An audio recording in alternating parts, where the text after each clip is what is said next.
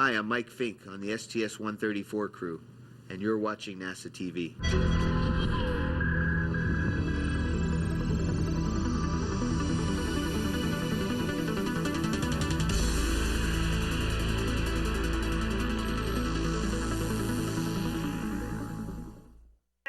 A special good morning to you today, Box. Thanks, Shannon. That's a rockin' song, one of my favorites, Real World by Matchbox 20. This is a nice view out looking at the outside of the airlock Quest. Delivered to the station, it had a mass in space of almost 21,000 pounds. The odd-shaped module has two sections, the equipment lock and then the much narrower cylindrical area, which is where the two crew members are moved. A hatch can be closed, sealing them into that smaller area. And that's the section that is depressurized to the vacuum of space, and then there's a hatch that is opened to expose what's known as the crew lock to the space environment, and that's the exit and entry point for all of the station-based spacewalks. Also, you see on the outside of the equipment lock, the larger diameter area, the large high pressurized gas tanks. So that's where the nitrogen and oxygen is stored that replenishes the suits. This camera view looks directly into the Quest airlock. Quest launched aboard Space Shuttle Atlantis in July of 2001. The first section of the Quest airlock is the equipment lock where the spacesuits are housed. Mike Fink in the foreground just floating out of view along with Drew Feustel, that are the two astronauts that will perform the third spacewalk. And as usual, they are being assisted with all of the preparatory work for their spacewalk by Shuttle Commander Mark Kelly and Station Flight Engineer Ron Guerin. And Mike Fink called down just a moment ago referencing the acronym ILE, which is a new exercise protocol known as in-suit light exercise. This new procedure is aimed at cutting down the amount of oxygen that the crew members use during spacewalk preps. Rather than spend the night inside the Quest airlock, they actually wait until the morning of their spacewalk to begin getting ready. They will pre-breathe pure oxygen through air mass for an hour as the air pressure inside Quest is lowered from the 14.7 pounds per square inch, which is essentially what you would feel here on Earth at sea level, to 10.2 pounds per square inch, the air pressure that you would feel at an altitude of about 10,000 feet. Once they reduce the air pressure to 10.2 psi, they will then be able to put on their suits and then perform some light exercise that will be conducted for about 50 minutes to raise their metabolic rate, and then that will hasten the purge of nitrogen from their bloodstreams. So it's a little bit of a new approach that's going to be tried on EVA-3, and then they'll review the data from that after the EVA. But so the in-suit light exercise is part of the protocol tonight and for their spacewalk preparations.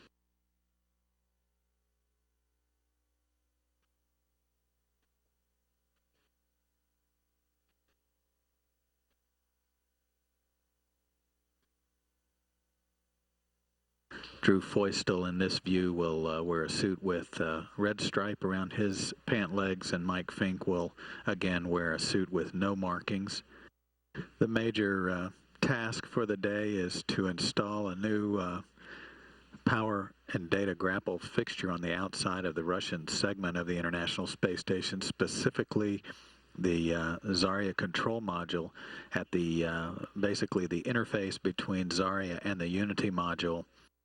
This you can see very clearly a fairly large piece of equipment that will be going out the hatch with the two crew members for installation on the what's known as the FGB, or the Zarya Control Module, the first element of the International Space Station that was launched atop a Russian Proton rocket back in November of 1998. This is Mission Control Houston. The official start time of the spacewalk, 12:43 a.m. Central, 1:43 this morning Eastern Time. EVA number 3 underway. All right, EV1, EV2, get a comm check with your task ID. EV1, Taz, how you read? Loud and clear, how me, Jeff? That's the same. Hey, Greg, I heard you loud and clear. How do you read me? I hear you great, loud and clear. How me? All right, Taz, you got it. I'll be over in a minute. All right, great. All right, guys. So Shuttle Commander Mark Kelly, with all of the choreography before the spacewalk begins, has now handed over that internal or IV choreography to Greg Shamatoff, who's up on the shuttle flight deck. So he'll be working with the 2 astronauts outside, going through all of the procedures to install a power and data grapple fixture on the Russian segment of the station for use by the Canadian robotic arm of the International Space Station.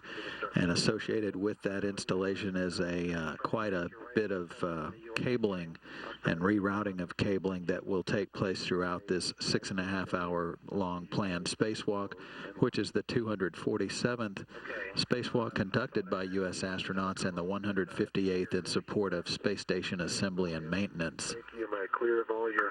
You are clear. Devices in there? You want True to get there first, obviously. Yeah, and I'll be following him from over the top. That's right. Okay, 3 twists on the first wire tie, and I'll start working the bundle.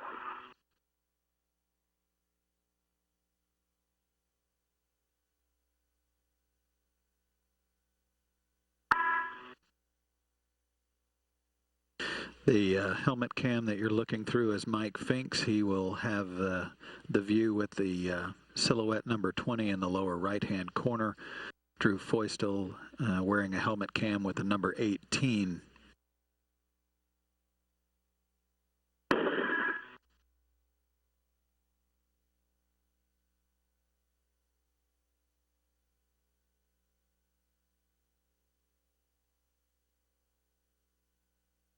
Drew, I see your safety. Now that the work site is prepared, the 2 astronauts are back at the airlock. They'll be retrieving the new power and data grapple fixture and its supporting structure. Line is down here.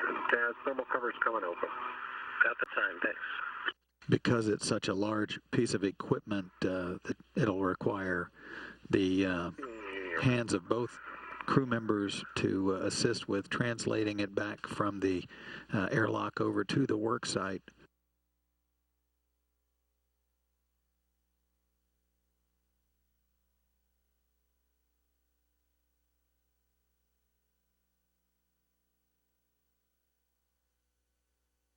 Hey, Rama is out of the airlock. All right. Bears foot 3. I have a good weight setter on it. Closed lots, and I confirm it's 3. I can hold on to the Rama. Okay. It's much lighter than in the neutral buoyancy laboratory training facility. No doubt. You're dropping your crane on 119 on the Node 1 input stanchion. Okay, Drew, I have it. You have it.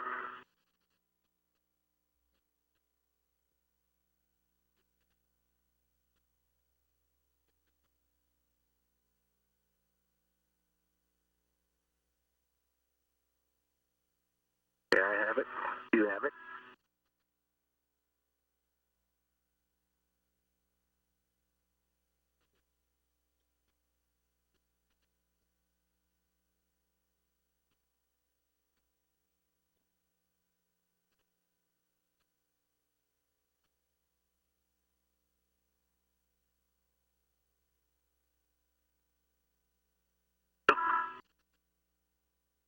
Right, I have it. Yeah, you have it.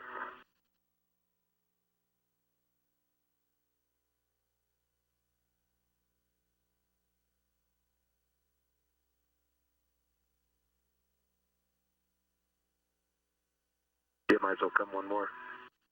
Okay, hold on. Okay, I have it. You have it.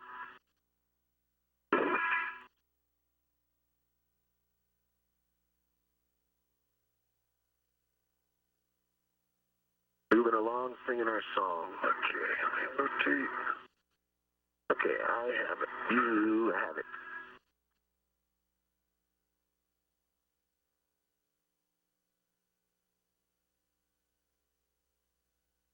And I'm going to move some more.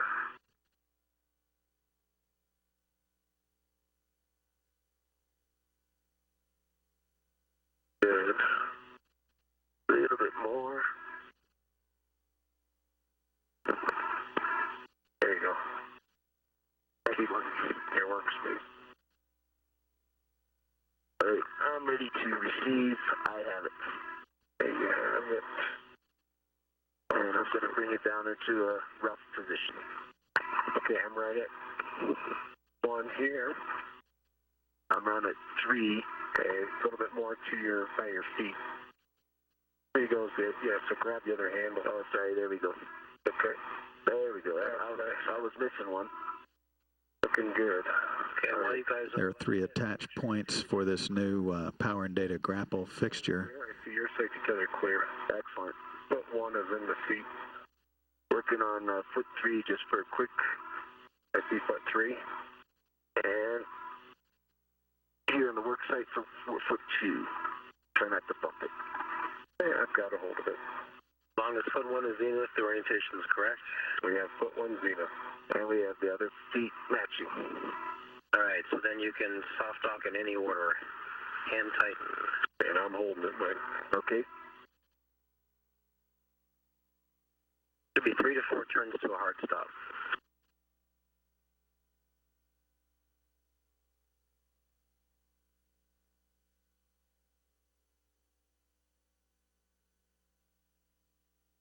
I'm not sure I'm getting the threads just right on this one. So we'll just keep working it till we do.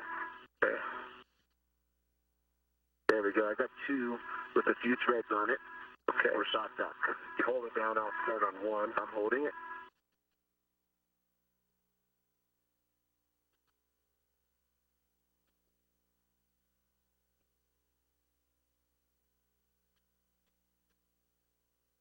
Number 2 snugged up. Nice and tight. Okay.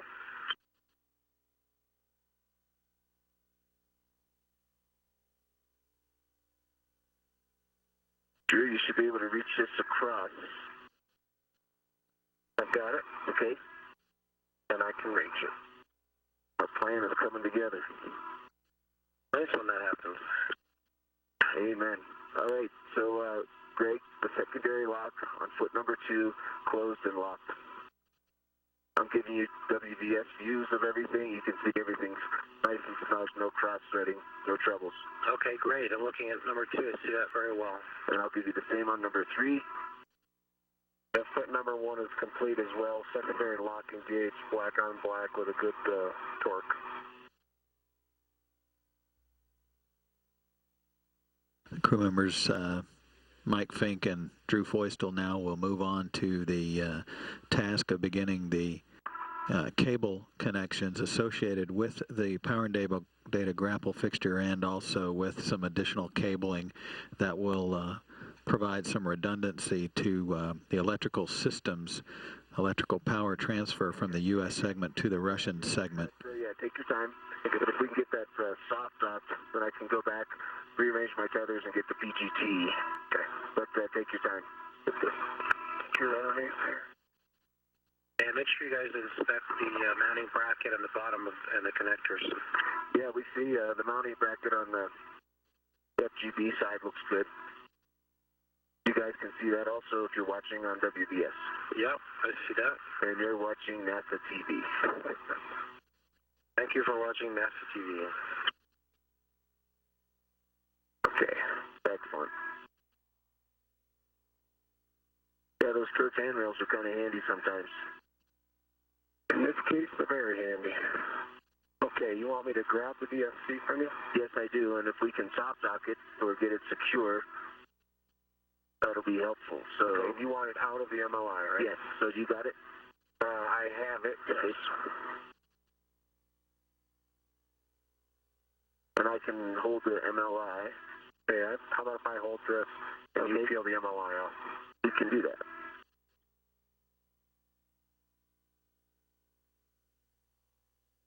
MLI going back to the bag. Okay, right now I see the tether on it. I confirm the tether. Okay, 2 and 3 are going up, 1 and 4 are going down. That is correct. And I am soft docked. And I saw we did a good inspection of the bottom. Yep, and it's just magnet, so the fuel looks good. This view of Drew Feustel's helmet camera as he works through the second task, which is to install a video signal converter on the Zarya module. He's in the process of mating the connectors. 2 hours, 32 minutes into the spacewalk, you're looking at Drew Feustel, very good representation of the size of the International Space Station as he continues his work to reroute some jumpers, some cables associated with providing some redundancy on the power system, the American to Russian converter units that transfer power from the U.S. segment over to the Russian segment of the station. This is the bulk of the remaining tasks of the EVA. Make sure it's secured as required. If you need another adjustable, you can use another one. Okay, I'm clearing it from the MMOD shield as well. Copy.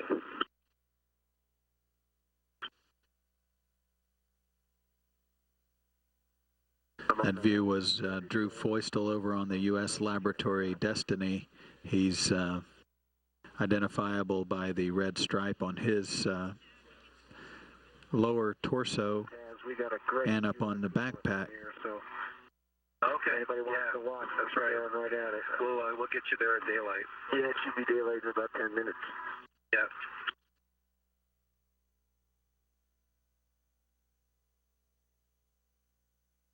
You're looking over the shoulder, if you will, of the helmet cam of Mike Fink as he has gathered the tools necessary to perform the next task in the timeline for EVA number 3. This to install a cable associated with the external wireless system on the U.S. laboratory Destiny. This task was originally scheduled on EVA 1 and was deferred to EVA 3. A long hook to your right. Yep, there's Sandro. He and Drew Feustel are above the shuttle's payload bay at the interface between the U.S. laboratory Destiny and the Harmony connecting module. I need to get my visor up.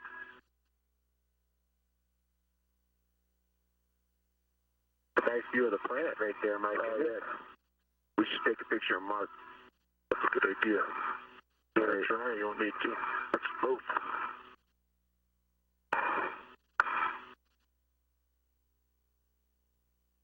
Drew Feustel's helmet cam looking over at Mike Fink. And Mike, my green hook is back on the safety tether back. It's closed and locked, both reels unlocked. Copy, thank you. And I'm headed back to the airlock. All right. Thank you. You got the lead. I'll be sure to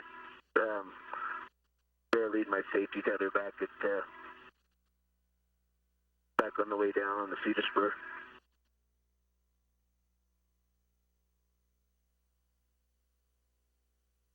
So Spanky, you're going to drop off the crew lock bag near the airlock. Copy. It's a view from Feustel's helmet camera. You can see Mission Specialist Mike Fink making his way back to the airlock to put away some tools and get ready for their next task. Thanks. Put the cabling exactly so we don't get it over your safety tether. Yeah, exactly. You have to route it under as you come around.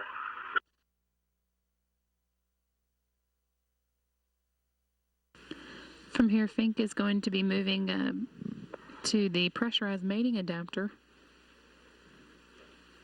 Okay. to begin restringing this new cable on the starboard side this time, as opposed to the port where he was working last time, while Foystel will be moving back to the Zarya module for that end of the installation. View here from Mission Specialist Drew Foystel's helmet camera as he begins working with some of the cables that have to be connected on the Russian end, while Mission Specialist Mike Fink has moved on to begin routing the cable that comes from the Unity node end. Okay, this 669 is demated, and I'll send. As he does that, he's demating some old cables that this new cable will replace. Again, this adds redundancy to the Russian power supply at the station. Okay, Taz, I think I have a plan to get in there. An alternate route, but looks clear. That's just between the two modules. A lot clearer than it was in other places, so we'll see what we can do. Okay, we're watching. Looks challenging. I don't want to pull any connectors apart that we don't need to be. Exactly. The rat's nest living up to its name as Mike Fink tries to work around some existing cables as he tries to demate some old cables and string a new one. But I'm getting close. I think I'll be able to get to it. I see 638. You can see it in my WVS. There's a spot right here in right where my head is. Yeah, that's there's these cables here. They're very, I'll say not loose, but there's a lot of slack in them, and I think I can just put my head in and reach for 638 and get it without a problem. Yeah, can you imagine getting in here? Okay, there comes the cap. Right side, left side? There we go, left side, I see it.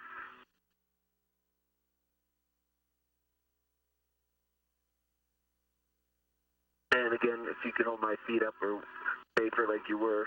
Yep, stand by. Okay, no worries. Appreciate all the help, buddy. You guys are doing great. This is a tough task here.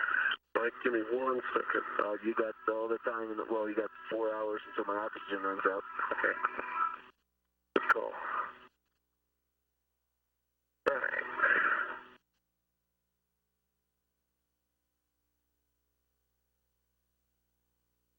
A bit more.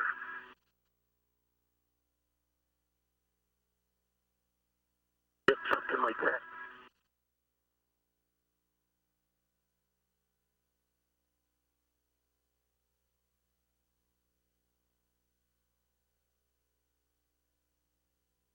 Looking good. Keep it turning. Got it. You got it. Yippee hooray. Okay, now. Yeehaw. Good job. Good job. All right, now I'm going to go slowly out. Okay.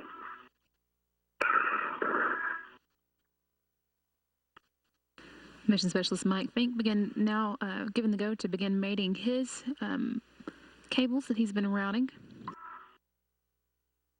Since Foystel has finished his setup work at the Russian segment of the station at the Zarya module. The cable we just disconnected. It's a P138J638. No fraud, good pins, and good EMI bands. Okay, good checks. Go to mate.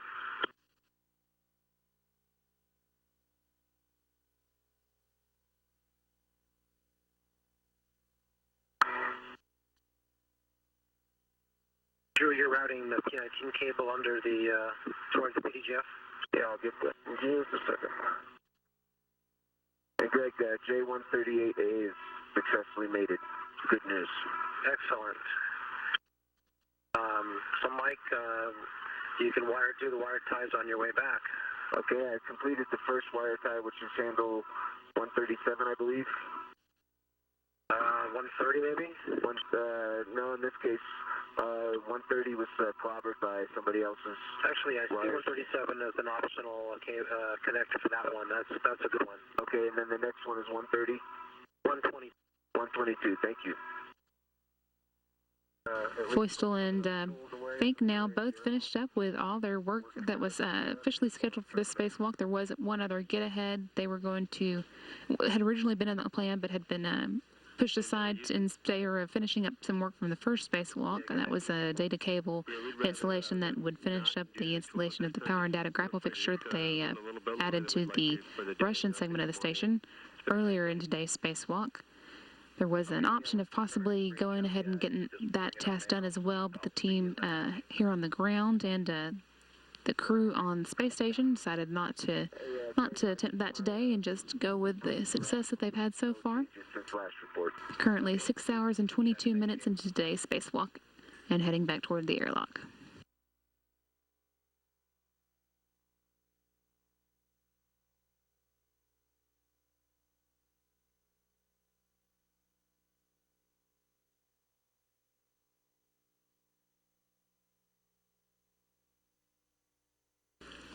Hatch is now open, as you can see, inside the Quest airlock, allowing the crew to move back and out of the crew lock portion of the airlock and into the equipment lock, where they'll be able to get out of their spacesuits. Getting some help here from Ron Guerin and Mission Specialist or Commander Mark Kelly. First in, Mission Specialist Mike Fink in his all-white spacesuit, now with 8 spacesuit walks conducted, and one more to go for him on this mission. This was his second U.S. spacewalk. The previous 6 have been in Russian Orlan spacesuits. Mission Specialist Drew Foystel also now out and being moved into place so that he can begin taking off that spacesuit as well. Today was his 6th spacewalk, his 3rd at the International Space Station and for the STS-134 mission. And he adds that number to 3 that he also conducted during the STS-125 mission at the Hubble Space Telescope.